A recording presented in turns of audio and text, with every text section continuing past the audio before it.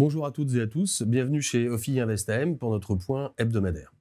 Alors, la semaine dernière, c'était la dernière semaine des grandes banques centrales Fed et BCE, et le moins qu'on puisse dire, c'est ça a été un petit peu Noël avant l'heure sur les annonces de la part des deux banques, même si, vu le service après-vente qui est fait par un certain nombre de ténors, je pense que le marché a peut-être un peu surinterprété tout ce qui a été dit par les banquiers centraux. Commençons par la Fed. Le discours de Powell ainsi que la publication des DOTS, qui sont les prévisions individuelles de chacun des membres du FOMC quant à la trajectoire prévisible des taux courts dans les 2 prochaines années, ont été interprétés par le marché comme étant d'abord le higher for longer, c'est-à-dire des taux d'intérêt élevés jusqu'à temps qu'on soit certain que l'inflation rebaisse les 2% est sérieusement entamée. Et deuxièmement, on anticipe d'ores et déjà des baisses de taux de la Fed assez rapidement dans le marché.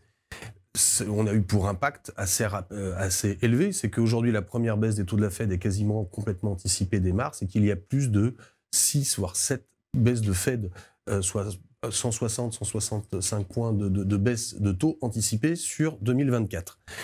Derrière, on sent bien que le marché a sans doute surinterprété les propos de Jérôme Powell dans la mesure où le marché, les différents membres de la Fed sont allés expliquer le contraire, qu'il était trop tôt. Pour l'instant, ça n'a à peu près aucun effet sur les taux courts américains.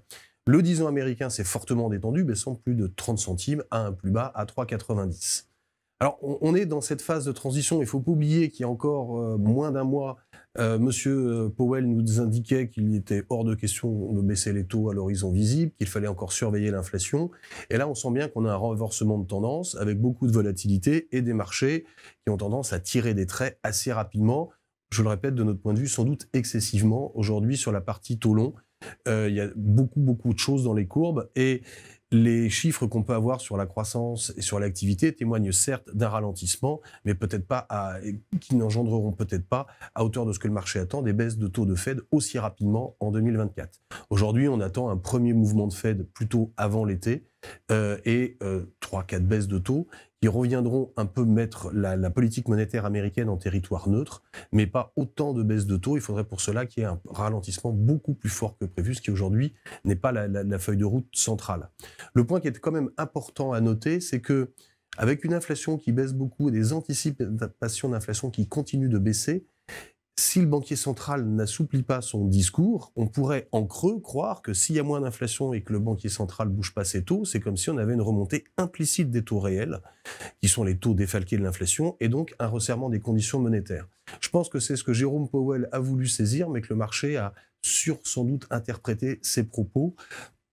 Et si, certes, on aura un ralentissement, deux trimestres assez faibles avant de se reprendre sur le S2, cela ne nécessitera sûrement pas autant de baisse de taux qu'aujourd'hui envisagé dans le marché, qui lui table plutôt sur une récession. Le lendemain, Madame Lagarde a certes été beaucoup moins prolixe que Monsieur Powell est restée beaucoup plus prudente quant au futur mouvement de baisse des taux, a même annoncé une réduction sur la deuxième partie de l'année des achats qu'elle fait dans les marchés de titres.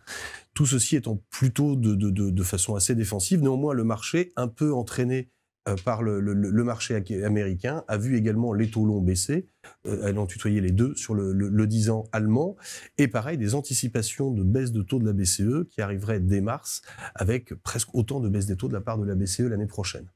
Alors, certes, le banquier central tourne, ça fait 1 an que les deux banques centrales nous répètent qu'elles veulent lutter contre l'inflation. Le moment où elles annoncent qu'elles commencent à avoir gagné le combat, les marchés anticipent derrière tout de suite la suite. Il faudrait un peu raison garder. Il y a, en plus de ce que j'ai déjà évoqué, sans doute des raisons techniques de fin d'année, le fameux effet FOMO, la fear of missing out, la peur de manquer des taux d'intérêt qui étaient quand même encore très attractifs pour de nombreux investissements.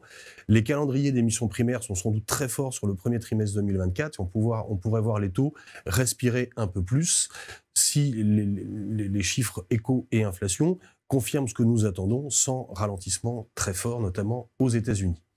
Dans ce sillage, les marchés actions, qui sont principalement obnubilés par les taux depuis 6 semaines, ont continué de grimper assez significativement aux États-Unis principalement. D'abord, l'Europe les a accompagnés et a été un peu plus douchée par ce que nous a dit Madame Lagarde. Là encore, le trajet récent fait sur les actions n'est pas une analyse des perspectives de bénéfices, de la croissance qu'on peut attendre sur 2024, mais uniquement dirigé par la grande baisse des anticipations de taux qu'on a eu sur les 6 dernières semaines. On pourrait donc à nouveau avoir une respiration sur 2024, dont le début, on s'en doutera bien, s'annonce quand même peut-être un peu volatile, même si au global sur l'année, on va avoir une première partie d'année avec une Europe qui sort un peu, alors pas de la récession, on a fait 0+, 0- toute l'année, mais surtout une économie américaine qui devrait ralentir, et sans doute une deuxième partie de l'année avec un peu de reprise et de retour à la normale sur une croissance, mais qui devrait rester en deçà du potentiel au global sur 2024. Donc un début d'année où il sera sans doute intéressant de se repositionner sur les actifs risqués.